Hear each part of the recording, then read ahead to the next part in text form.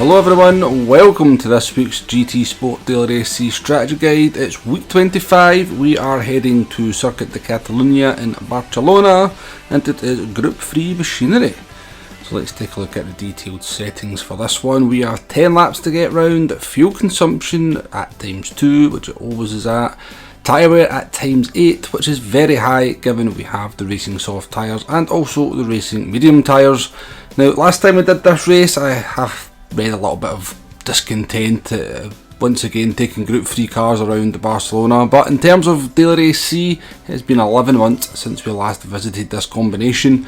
On that occasion it was just a no stop on the hard tyres, so with the soft and the mediums and a pit stop, a very different flavour to the race this time round.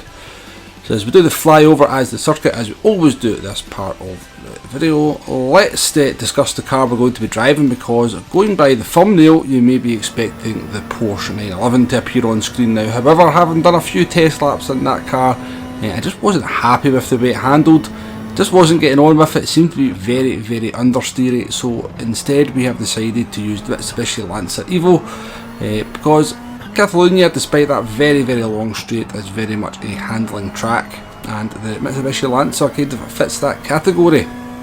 Now, in terms of handling cars, the best cars for handling do tend to be the MR cars, but with 8 times tyre wear, those soft tyres are going to be absolutely murdered, and they're going to be particularly tricky to manage in an MR car. So looking for a car that handles well but also has that stability, and I believe the Mitsubishi Lancer kind of fulfills both those things that I was looking for. So in a kind of slight change to what we normally do in the video, normally we just start on the soft tyres, sort of race them until we kind of got to that overlap part where the mediums would be quicker, and take the strategy from there. But however, these races are very much now playing out where the best strategy is to start on the medium tyres and then move on to the quicker tyre at the end. And it kind of makes a lot of sense, because unless you're starting right at the front of the grid and can maximise the potential of the softer tyres, then you're going to probably be losing some time in terms of fighting with other cars, maybe getting held up by somebody else's accident, all that kind of stuff, and therefore not being able to get the best of your soft tyres. You then move on to the medium tyres, and those drivers that have moved on to the soft tyres have quite a big advantage over you. So I do think we'll see a very similar trend this week where most drivers will start on the medium tyres.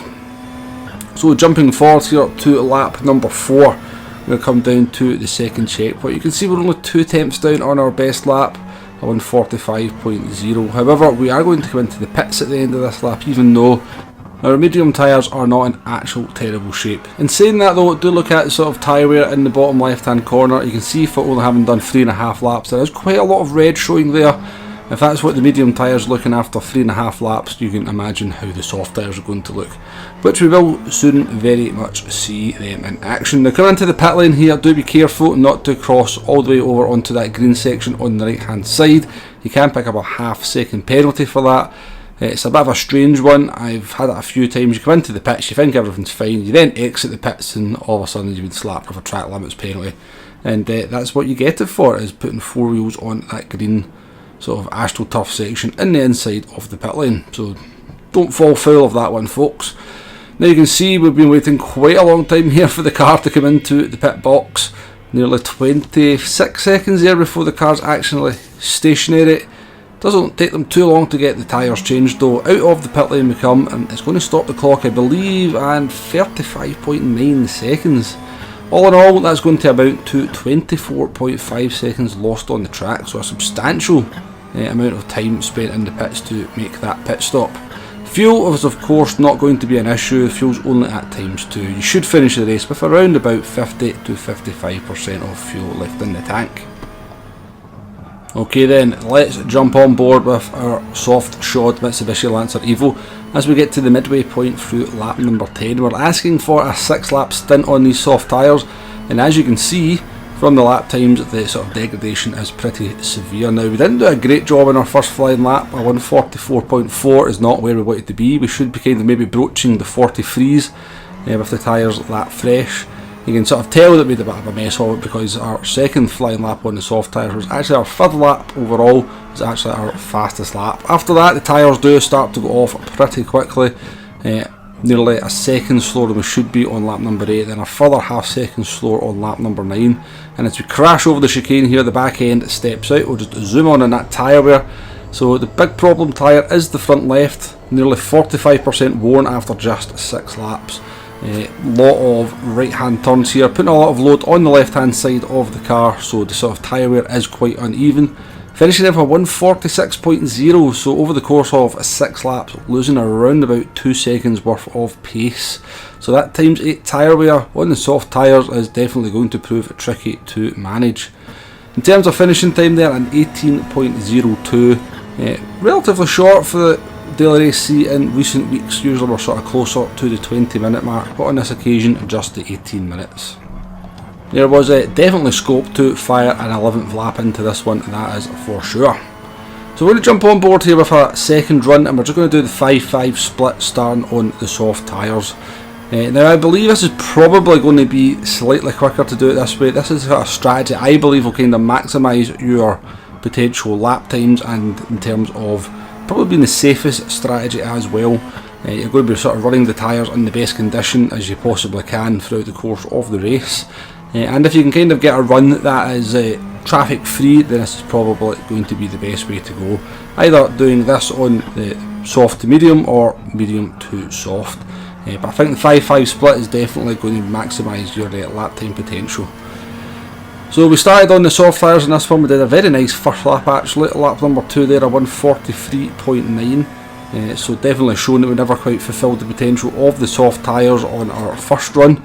Then we sort of dropped actually nearly a second in lap time, so we did. I suspect we made a slight mistake in lap number 3, and that's quite a big sort of theme of this race I'm going to put out there. Just because that tyre wear is so high, it's very hard to be consistent. The car does feel different from lap to lap, corner to corner. You're just going to have to adjust as the laps unfold with the tyre wear, just sort of adjusting your braking points and just being a little bit more careful with the car and trying to kind of just gently carry the car through the lap rather than force it, because that tyre wear is going to really make the car feel different from lap to lap. So we come to the end of our run there, 5 laps on the soft, 5 laps on the mediums. We actually had a little bit of trouble with track limits penalties, particularly into turn number, I think it's 7, the kind of chicane halfway through the track. But in terms of finishing time, both of those runs there we did were very, very similar. I think we had a few more mistakes on the second run, which probably should have been a little bit quicker. We kind of sort of started off quite well, but it kind of fell apart on the medium stint, and we didn't quite have the pace that we expected to have. So we're at that part of the video now where we put all the information up on the screen, and we shall talk through the strategy options.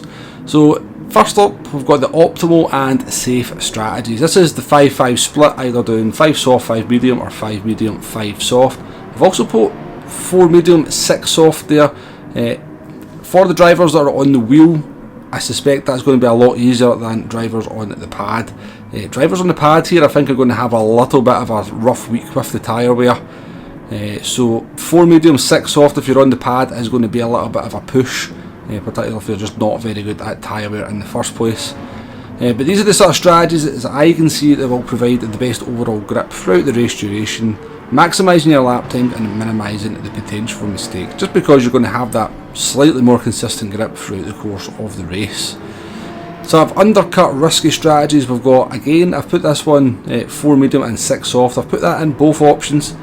As I said, I think for some of the pad players out there, that's going to be a little bit of a risky strategy. If you really want to take a big risk, go for the 3 mediums, 7 soft. It's going to give you a massive undercut. You're going to have 2 laps there of undercut on the soft tyres, potentially open up a gap of around 3.5 to 5 seconds over drivers around you, but you are going to be very vulnerable as the race unfolds on those last 2 laps. If some of the drivers that have done the more kind of optimal safe strategies have very little problems with traffic or fighting, then you're going to be kind of getting bore down on them by them kind of drivers towards the end of the race. And you're only really going to be doing this kind of strategy, I'm going to suggest here, if you have an inherent pace advantage over the cars around you, and that's to maybe just do 3-4 laps on the soft tyres and then do a longer stint on the mediums. And you're just looking for some clean air to get out of the way of the traffic, the fighting, the duelling into a lot of these corners. Again, as I said, if you have an inherent speed advantage, it's maybe a strategy you could look at, but I don't expect to see very many people doing that one over the course of the week. But these are the strategies that will focus on track position and clean air, but they do come at the price of worn tyres towards the end, leaving you very vulnerable to drivers who do the optimal safe strategies and don't run into too many issues while doing them. So that's the strategy covered. Let's move on to the lap guide. We're in the Mitsubishi Lancer Evo Group 3. We've got the brake balance at -2, I think. I really should have checked that before I did this part of the video. I'm pretty certain I've got it on -2. And as we run down towards the first corner here, we are looking for the black box on the left hand side of the track on the railing. So there it's there, that's where you want to be braking, just around about there. That's your reference. Obviously that will change as the race unfolds in terms of tyre wear. Just taking a nice line through here, don't run too wide on the second part of the first corner or complex into turn number 3. This is the tyre killer, this is the reason why your tyres are so much worn on the left hand side compared to the right. Very hard to find an acceleration point there. Get into turn number 4, the overhead, with the shadow of the gantry overhead as your reference point. I take a nice tight line here. Normally I'll drop into second gear just for a bit of rotation, but leave it in third there, just to prevent that wheel spin. Very hard to find a braking point here for turn number 5, but there's two kind of baubles of grass there that I use as a reference. Difficult to see if you've got a car in your inside. A little bit of guesswork is sort of required for that corner. Very important corner for lap time. You can actually gain a lot of lap time if you can get your exit spot on there. Coming towards the little chicane in the middle, the start of the curb here is your reference.